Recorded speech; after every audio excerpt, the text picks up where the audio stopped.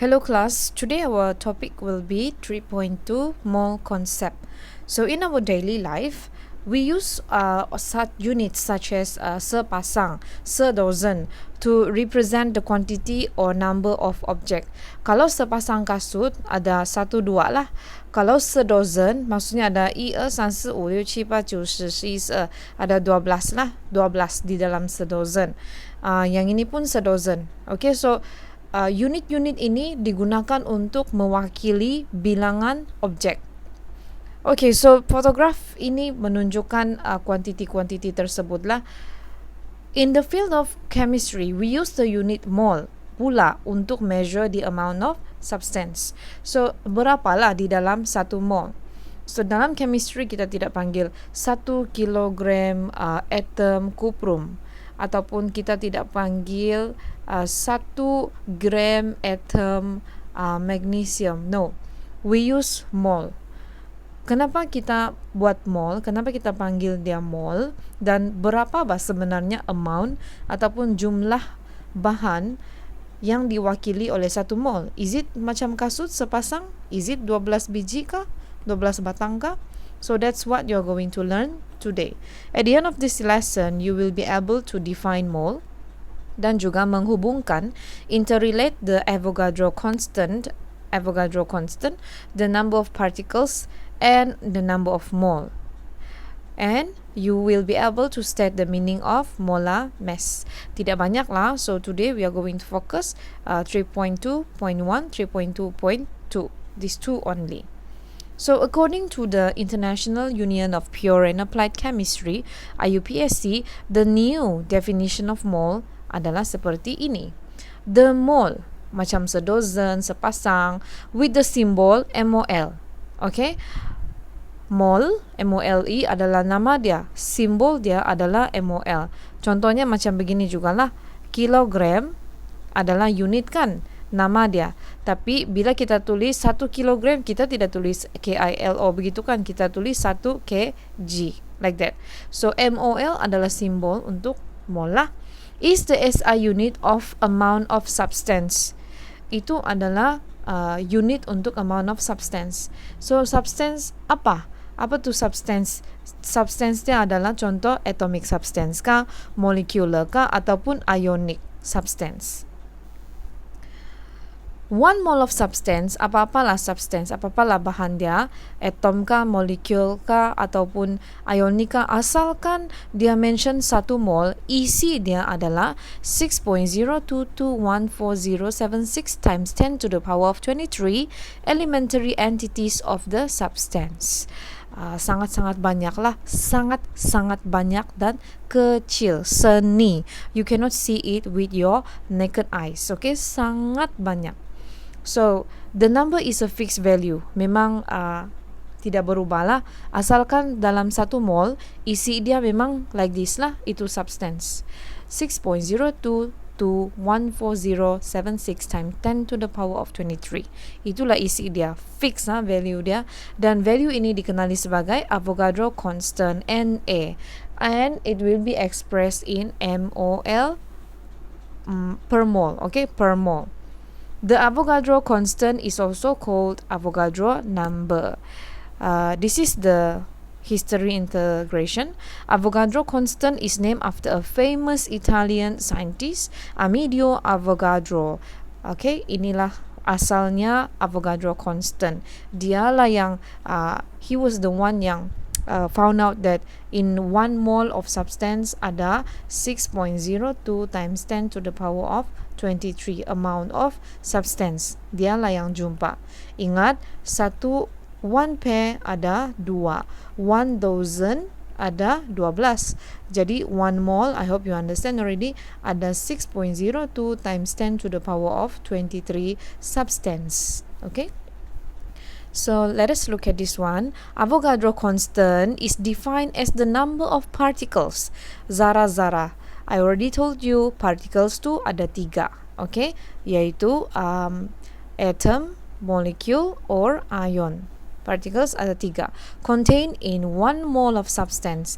That is, ini ringkasan dia, 6.02 times 10 to the power of 23 per mole. In other words, 1 mole of substance contain begini banyak particles that form the substance. So, apa jenis-jenis partikel? Depends lah on the type of substance. Boleh jadi atomic, boleh jadi molecular, boleh jadi ionic.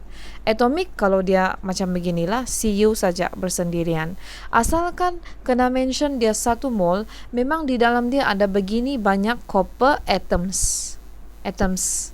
Copper atoms. Sebab dia cakap 1 mole kan? Okay, itu atom.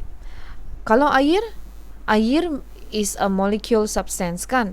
So 1 mole of water ada 6.02 times 10 to the power of 23 air, molecule. Okay, biarlah dia tu atom kah, molecule kah, asalkan kena mention 1 mole, beginilah isi dia. Isi apa? Molecule lah, sebab dia cakap molecule, right? Okay, next, ionic substance. 1 mole of sodium chloride is equal to like this. Okay, ionic substance. Sebab dia cakap 1 mole, asalkan dia cakap 1 mole, pedulilah dia tu adalah ions kah, molecule kah, ataupun atom, memang isi dia begini kalau 1 mole. So we are going to enter the first formula that you are going to memorize. Okay, number of moles and number of particles. The way to use mole is similar to the way of using the unit dozen. Okay, sama juga. Ini cuma istilah dalam chemistry only, because chemistry the particles are too small kan, you cannot kira, so we use mole lah. For example, 2 dozen of pencil. 2 dozen of pencil, 1 dozen kan 12. Jadi kalau 12 dozen is represent 2 darab 12 ataupun 24 pencils. You understand kan? 1 dozen kan 12. Jadi kalau 2 dozen darab 2 lah. Similarly, the Avogadro constant Na is used as the conversion factor between the number of moles and number of particles. So ini digunakan sebagai conversion factor. Okay, sebab kamu sudah tahu bahwa dia punya jumlah adalah 6.02 times 10 to the power of 23. So kalau dia suruh cari ini, bahagilah partikel bahagi ini. Kalau dia suruh cari partikel, darablah Na darab number of moles. So diagrammatically, dalam gambar aja, the relationship between the number of mole and the number of particles by using Avogadro constant as the conversion factor ditunjukkan seperti di bawah. Kalau soalan mau number of mole, soalan mau ini, jadi number of particle darab bahagilah Na. Kalau soalan mau number of particle, ambil number of mole, darablah dengan Na. Mari kita tengok contoh. The example of conversion between the number of mole and the number of particle. Example 3.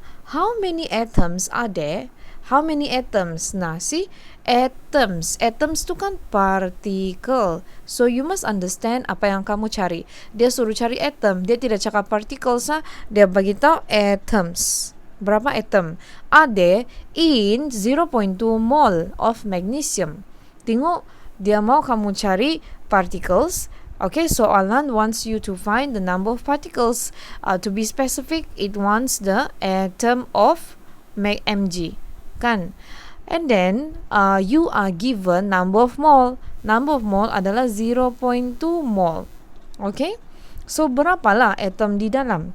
You have the number of mole, Nina. And then, you have the Avogadro constant, kan? You already know. 6.02 times 10 to the power of 23. So, darablah ini 2 so that you can get number of particles. So, let us look at the jalan kerja here. Number of magnesium atoms ataupun magnesium particles lah secara umumnya adalah number of moles darab Avogadro constant. Dapatlah number of atoms. Okay? This one, example 4. A sample of zinc chloride contains begini. Zinc chloride unit. Ini nama dia number of particles.